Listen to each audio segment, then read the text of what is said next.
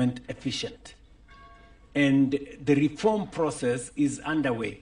He has mentioned 3 spaces. The sugar sector was in chaos. You know, we were spending public money to pay farmers, sugarcane farmers. We were spending public money to pay workers of sugarcane companies. A completely ridiculous thing to do. Yet, it was what we are doing. We spent 5 billion shillings to give money to sugarcane companies. Because of the reform we have done in that sector, very difficult. In fact, many Kenyans remember me in Kakamega telling somebody, mambo ni matatu. And it was because the situation was so unreasonable, you know, that you couldn't even understand what was going on. What is the situation today? The situation today is that we no longer pay sugarcane farmers. They are paid by the factories. We no longer pay workers of sugarcane companies. The sugarcane companies pay.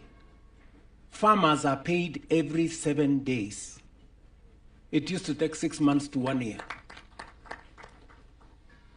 The even better news is that those companies that have never paid taxes, today we are raising 1.5 billion from sugar companies into the tax kitty. So we have moved from paying, using public resources to pay, to getting public taxes into our kitty. Simple transformation. We're doing the same with river tax. And yesterday, we had a bigger conversation on KCC. We have spent 7 billion shillings on KCC in the last 3 years. And I have made the decision that it's not going to happen again. We're going to reform Kenya Cooperative Creameries. We're going to make farmers own the factories, cooperatives to own the factories, and we are going to carry out the same transformation in that space. And it is the reason why you see the changes in our economy that are there. It is not by accident that our exchange rate is stable. It is not by accident that inflation is low. It is not by accident that we have a bigger kitty of foreign exchange reserves. It is deliberate actions that we have done. And it is the reason why, even as we divest, and you have asked Kibet a question as to what is the horizon, what's the runway. I want to tell you, we will be back. And it's going to be soon. I don't know when to say that soon is. And it is because we have a lot of value locked up in mature public assets. Take, for example, Kenya Pipeline. Faith, the chair here, said over the last 5 years, they've given us 24 billion, which is correct. On average, the mathematicians here, 25 billion in 5 years is on average about 5 billion a year, right? So this company, worth so much money, is giving us only 5 billion shillings a year. Look at the value we have unlocked.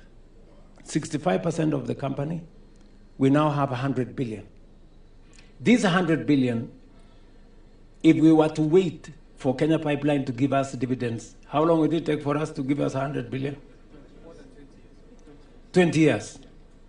But with this 100 billion, which we have today, we will build the airport.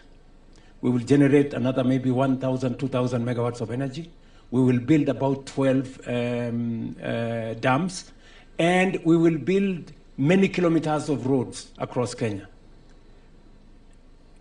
If you count what that would amount in 20 years, it would be 100 times the value we would get from dividends.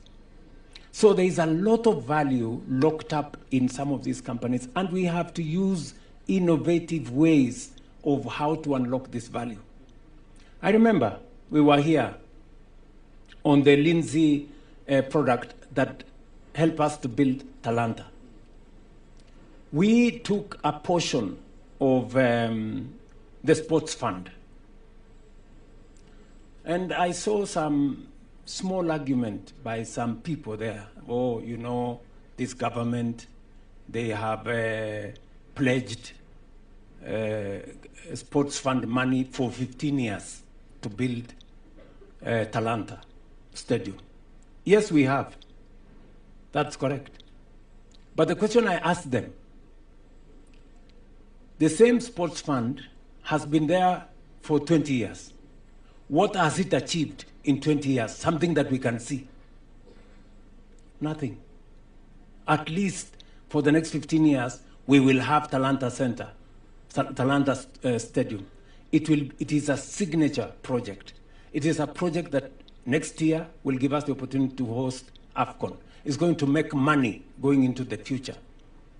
In the past, that sports fund was used to build Cabro here, a gate there, I don't know, something there, and most of it was actually misappropriated.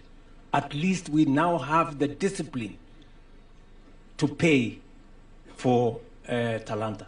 This is the kind of thinking, this is the kind of innovation that our country so seriously desires.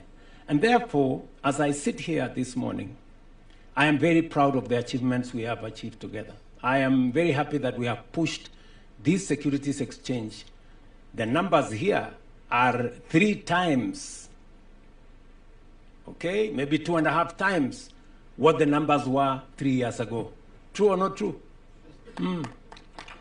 So that's the kind of thing that changes the country. What is transformation? Transformation doesn't happen. It is made to happen. This lady just said the way to predict the future is to create it. We must create the future ourselves with our own innovation, with our own creativity, with our own ideas. And that's why I sit here this morning very confident about the future of Kenya. If we move at the pace at which we are moving, we will change this country in our lifetime. The numbers speak for themselves. And therefore, the runway going into the future, we will continue to reform our space. Apart from what we are doing in all the other areas, I signed the government-owned enterprises law that now sets the standard for commercial government-owned entities like Kenya Ports Authority, like Kenya Airways, Kenya Airports Authority, like Kenyan, and all the others, sets the benchmark for them. Going forward, boards of directors will be appointed in a competitive manner.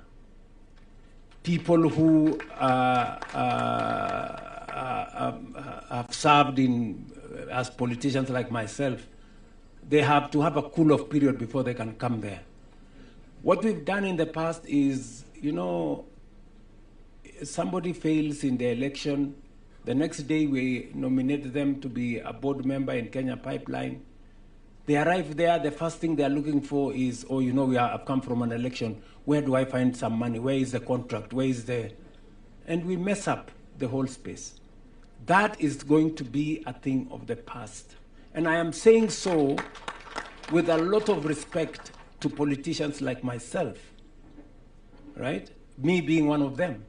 We have to seriously consider how to move the country forward.